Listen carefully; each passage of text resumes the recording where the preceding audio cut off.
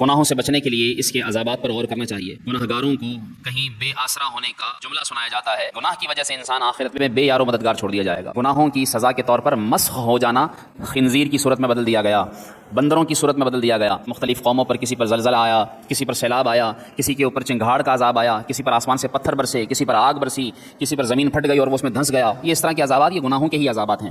گناہ کی سزا جو ہے وہ ذلت کے طور پر بھی بیان فرمائی ہے کہ وہ آخرت میں تو ذلت اٹھائے گا، دنیا میں بھی ذلیل ہو جائے گا۔ بسا اوقات اوروں کے سامنے وہ ذلت اٹھاتا ہے کہ اس کے رزق میں تنگی کر دی جاتی ہے۔ گناہ کرتا ہے، اس کے دل پر سیاہ نقطہ لگا دیا جاتا ہے، وہ سیاہی گناہوں کی اس کے دل کو ڈھانپ لیتی ہے، غلاف چڑھ جاتا ہے، اور پھر اس کا نتیجہ یہ ہوتا ہے کہ اس کو کوئی اچھی بات بھی سمجھاؤ تو وہ سننے کو تیار نہیں ہوتا، اور اس کو سننے کی توفیق بھی نہیں دی جاتی، اس سے سننے کی توفیق چھین لی جاتی ہے۔ گناہ کی وجہ سے انسان کے دل کو زنگ لگ جاتا ہے، گناہ کی وجہ سے ان کا دل سخت ہو جاتا ہے۔ بسا اوقات پتھر سے تو چشمہ نکل جاتا ہے پانی کا، یعنی پتھروں سے پانی کے چشمے بہتے ہیں، لیکن انسان کا دل اس سے بھی زیادہ سخت ہو جاتا ہے، اتنا سخت کہ کبھی اس کی آنکھ سے پھر اللہ کے خوف کی وجہ سے آنسو بھی نہیں بہتا۔